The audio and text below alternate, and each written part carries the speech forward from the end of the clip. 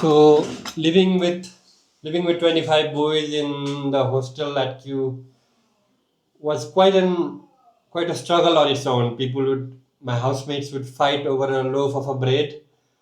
I don't blame them because everyone was saving. You were all students. We were all students trying to save every single cent, every single dollar, and then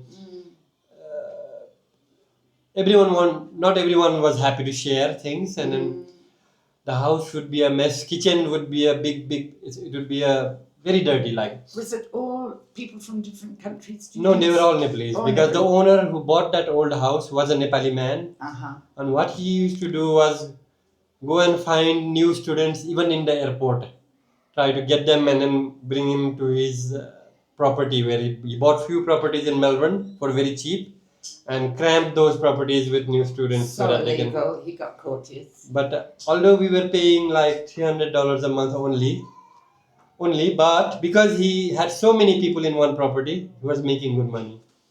So 25 into 3, 75,000, 7,500. He got charged, and his name is not good in Melbourne anymore. So what happened was now came Dasai, and in Dasai everyone celebrates Dasai and everyone was away from home. So all my housemates decided we need to have a little celebration, a party. So they collected money, a little bit of, even although it was only $10, it felt like a huge amount for me because I was saving every single dollar. I didn't want to give, but I had no choice, so I gave $10. And but that day I had to work. So when I came home from work, the house was decorated. They brought wine, and then I don't drink, but they had alcohol, and then all fancy stuff, food, and then everything was going all right. But after 10 or 11, they moved the party outside in the backyard, played loud music, started dancing. That's when the neighbors complained to the police that people are making big noise and disturbing everyone. And Q is a very Very quiet proper neighborhood. yes. Now, and there was no reason for anyone to celebrate because it was Nepalese festival and no one knew what was going October, on. why a party? So they Yeah. just thought it was a crazy youngsters disturbing everyone. So the police came and then they inspected how many people were living in the room, even in each room, and then this is illegal. And then also around those time, one of his other properties was in news because people Yeah. had not enough washroom to use, so they were queuing up outside the public restrooms, They all had to go to the local park too. local park, Queuing up and and toilet. So it was very embarrassing for the whole Nepalese, What a for the whole terrible Nepalese, thing to do to Nepali people. whole Nepalese community was. So, It was very shameful, but so bad what he did. so what the council and the police said was only certain number of people can live in this house. Rest you have to leave within few days. Everyone started fighting again. I want to stay. You go. And then I was the first one to say I had enough. I can't. Yes. I can't handle stress. So Okay. I said I don't know where I'm going, but I am leaving you guys. So, but I knew very less people.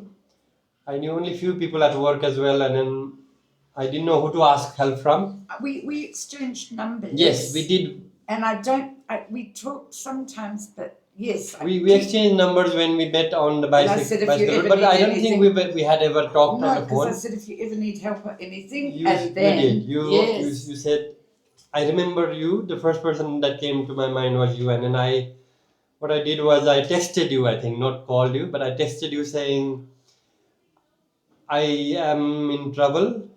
I kind of am homeless. Now, I had a plan. I wanted to sleep all night at Swinburne University Library because it was open all night. I wanted to do that, but I needed a place to put my luggage. I had too big luggage.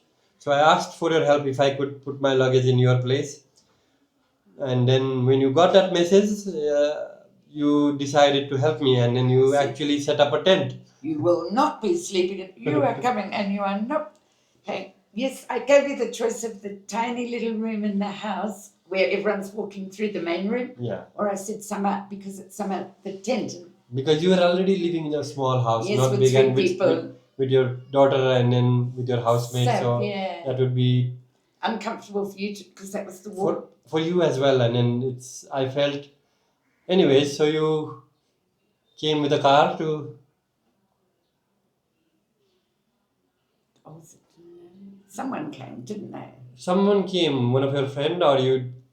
And then, yes. And then I started living I said, in your backyard in the tent. but the tent, I said, it's summer and it was lucky there's no rain, beautiful weather you could, and it was. I could hear the beautiful birds. Your nature. Early at 6 o'clock in the morning, the birds would wake me up, and then the most beautiful. Suddenly, I had a house, but that tent was 1,000 times better than living with those crazy people and with all the stress. But I kept checking. I said you can always sleep on couch, but Sav will watch television maybe till late and not come. But I was very happy to live in the backyard. And I said, are you okay? I felt bad, but yes, you said it was a lovely place because of course then you got the good luck of meeting Phoebe. Oh yes, and then there was a carpet grass. You had a grass all over the backyard, beautiful trees, lemon tree, a big one. Shady. And then, but one night it rained a lot and it flooded. The whole tent was flooded. That was during my exam, November time, and that's when you decided to move me inside, and I stayed inside for. But after that, my friend Phoebe's mum, she offered a place to live. She offered her one of her rooms so that I could come and live with them, and then I moved out. So I stayed with you for nearly 25 days. Yes, it was nearly a month. Nearly a month. Yes. But I feel like I troubled you a lot as well because it's never too much pressure. Never. We loved having you there. Everyone was really excited. I said, I have a Nepali guest living in my backyard, and everyone loved you, and you knew the neighbours, and you were a perfect guest, honestly. I still have photos from those days, and then whenever I go through them, it feels really special because it's already my mental health was downhill with all the struggles in the new country, and then going back and forth from uni to work, and then so difficult. Also at work, students. Even at work, it was difficult because people were scared of everyone, and then new culture, I had never worked anywhere before, and then so that's why I became your friend, because I said, have you made any friends in Australia? And you said, not yet. And you said, will you be my friend? And I said, I would love to be your friend. Did I say that? Yes, okay. but this was you just arriving brand new. Yes. And I thought it was so gorgeous that you said that, and I knew straight away that I'd love to be your friend, because I was actually on my way to the pool. Oh, yes. And I said, I'm finished. I decided, no, I'd rather help you find Ceres, because something about you jumped out at me. You've just arrived. You're new. See, that's what happens when you do a podcast, because you find out all the stories from other person's perspective as well, and then now I understand the story even more better. Yes, I saw that you would. I thought, you don't know anyone here. You just knew from, even though I didn't know Nepal. And I know the struggles that back then that all students had. They arrived very frightened. I used to see them at the airport, and they'd bring lots of lentil and rice, worried that they couldn't get in Australia. And I saw them in tears when I'd leave the airport, this is later, and I understand how difficult it is for students to establish themselves, get jobs. So, but Nepali people you always rise to the top. After a year, everything settles. So, yes, and that's been the start of our long, lovely... Even when the first day I arrived at Melbourne airport, my friend was supposed to pick me up. She didn't show up. Oh. She called someone, and that person also didn't show up. I kept calling, but that's nobody. Horrible start. So we did our IELTS together, and then we had like a understanding that whoever goes first will help the next person. She got her visa first, and she ended up getting there. But when she got there, she started. I met her, I think. Maybe you did. What she did was she started sending me all these strange emails saying, "Be prepared, come with lots of cash. It's very difficult here." And then she also told me to eat meat, and I've been vegetarian all my life. Why would you have to eat meat? She said vegetables are very expensive in Australia, so please eat some meat before you come. Expensive. So I realized later that they all love chicken, and they decided that they used to eat meat every time. So if they had me over as a housemaid, they don't want to cook vegetarian meal separately. That's So difficult. they try to convince me to eat chicken, and then I would refuse because I had never tried meat all my life. And then When you're Sakahara, you cannot eat meat. so one day what they did was they bought some potatoes. They put the potatoes in the chicken soup so that I could have the potato, but that's not how it works. No. When I tried it, I nearly threw up because the chicken taste is Oh. horrible for me. I can't. Yes, yeah.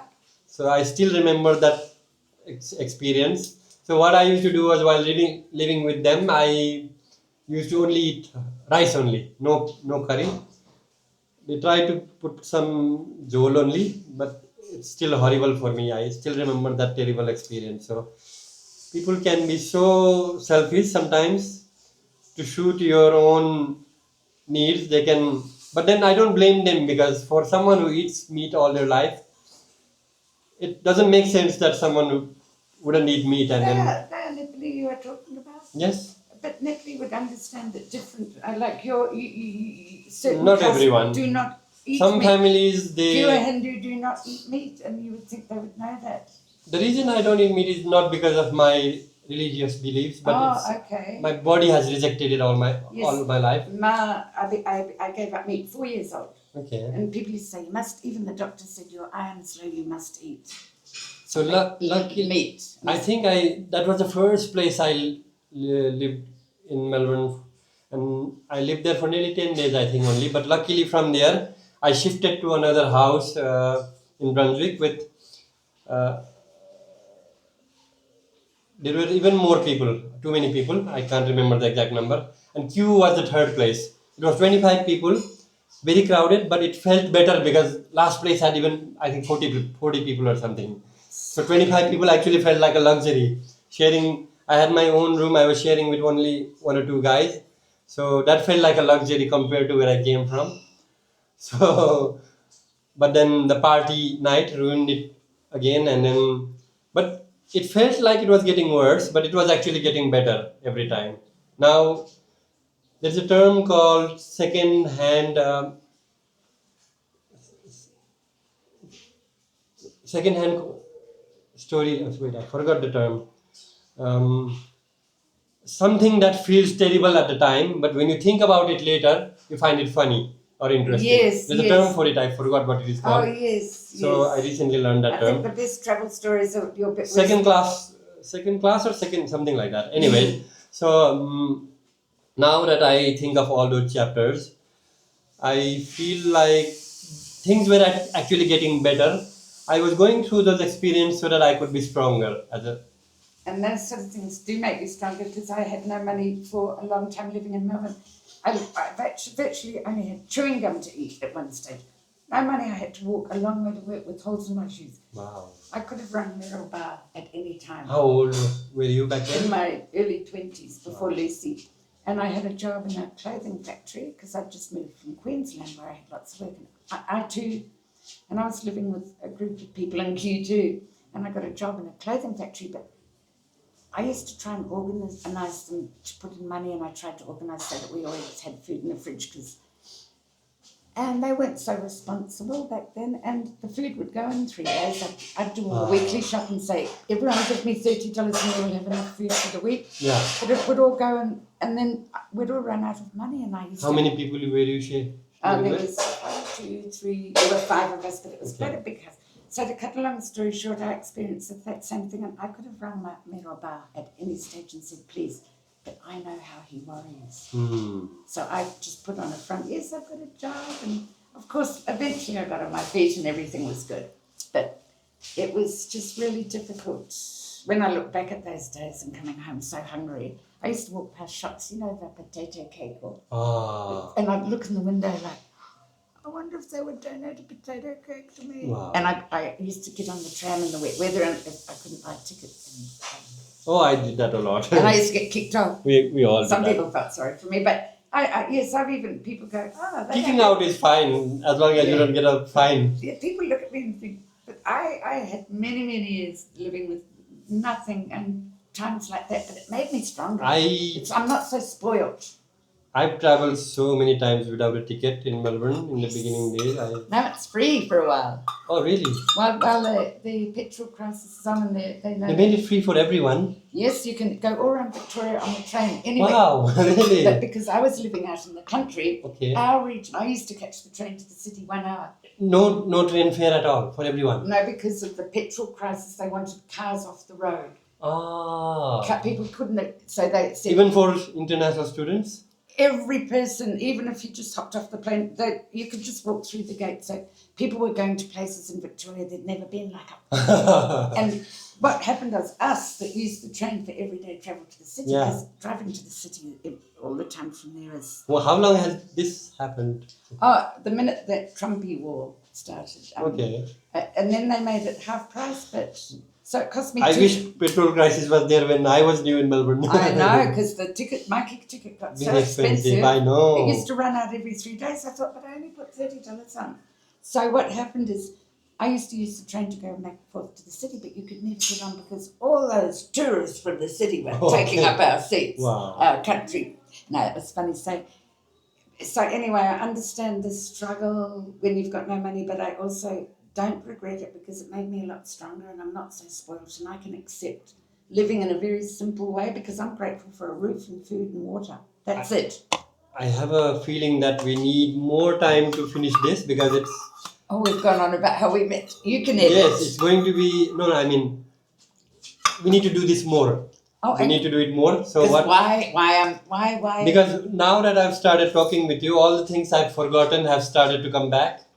So I am trying to actually write about these experiences. So this is going to help me a lot. Yes, it does. And because you need to leave now, don't you? What's the time? So what I'll do is I'll 10:30 nearly. So I will just tell you a little chapter that has just come to my mind, and then we'll continue next time. So one night when we were sleeping, some of my friends, they came to know about the orange farm, and then they were whispering at night, there is a very good earning opportunity at Ballarat or Bendigo, I forgot. We won't tell everyone, only few of us will go early in the morning. We stay there overnight, over the weekend, and we can make a lot of money. It's orange picking, guys. So, so we all spent money to buy tickets and went there, and then they gave us job to pick oranges. I had never done such job in my life. So what happens is when you pick oranges, you're supposed to have gloves and everything, safety things. They didn't give us anything. While picking oranges, all our hands were full of scratches with the thorns. And whatever we ended up picking up, what money we made, we had to pay that money for lodging. So it was like a scam.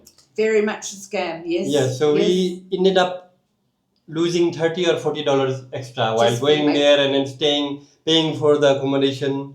And we couldn't even pick too many oranges because we are all new. But everyone kept saying, oh, at least we learned a new skill. But they were just trying to... They do that. They bring over fruit pickers to New Zealand. My brother showed me.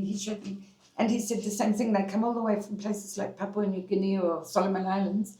And he said they're like slaves because they come here thinking they'll make money, but they have to pay for the accommodation, they have to pay for the day. And it's like they earn very little money. It's really bad.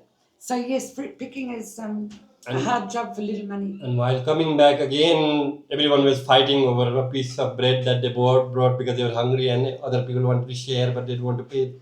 So it was all very traumatic. But it's funny as well when I think about it now because they were all lessons in life. Yes. When you're desperate, you get out of your comfort zone and you take up any job that you want. Oh yes, I did that. You don't think about you're what will not happen. too proud to do anything. Yes, so those are the life lessons that makes people stronger and how more. to survive on nothing, how you can get through. Yes, just so going all the way to Bendigo or Ballarat, I forgot, and then traveling in the train. It was quite an experience on its own, but we came back very, very disappointed because we lost money. We lost so much money, and then we had scratch all over our hands. Yeah, a lot of people take their tents, you see, so they don't pay the boarding. They camp. A lot of the travellers now, they come for the fruit picking, the European. So they bring the tents and they just say, can we camp on your land? There's toilets and stuff and kitchens. So there's a cheap, yes, just pay a little bit of money because they were ripping people off. Yes, you make this much money. But, so I know lessons learned.